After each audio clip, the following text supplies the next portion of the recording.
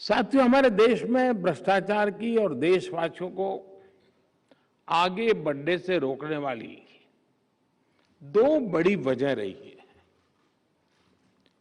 एक, सुविधाओं का अभाव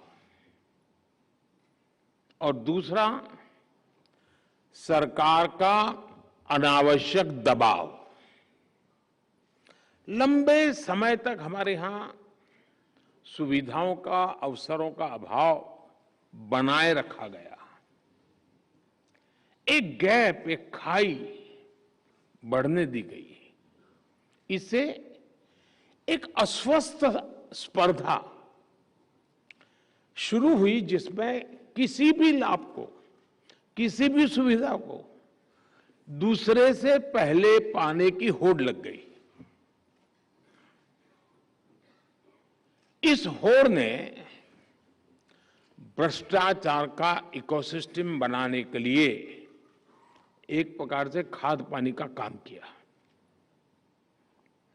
राशन की दुकान में लाइन, गैस कनेक्शन से लेकर सिलेंडर भरवाने में लाइन, बिल भरना हो, एडमिशन लेना हो, लाइसेंस लेना हो, कोई परमिशन लेनी हो, सब जगह लाइन।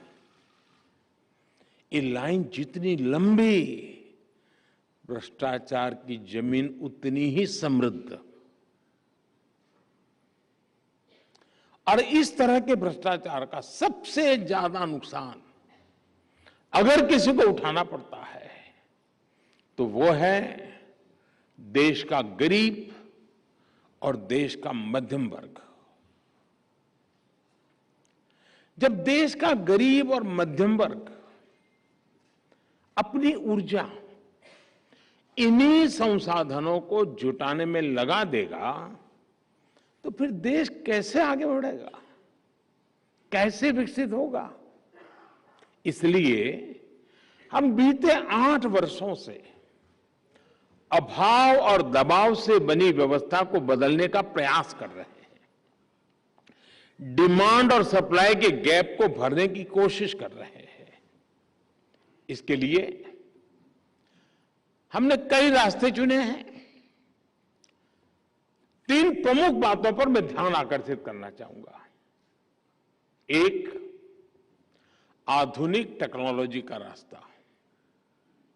दूसरा, मूल सुविधाओं के सैचुरेशन का लक्ष्य। और तीसरा, आत्मनिर्भरता का रास्ता।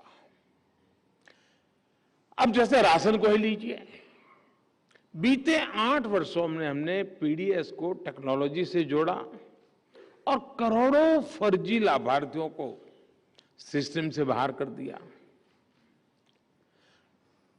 इसी प्रकार डीबीटी से अब सरकार द्वारा दिया जाने वाला लाभ सीधे लाभार्थियों तक पहुंचाया जा रहा है। इस एक कदम से ही अभी तक 2 लाख करोड़ रुपए से अधिक गलत हाथों में जाने से बचा है।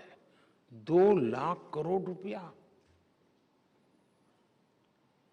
कैश आधारित अर्थव्यवस्था में घूसखोरी, कालाधन, ये डिटेक्ट करना कितना मुश्किल है, ये हम सब जानते हैं।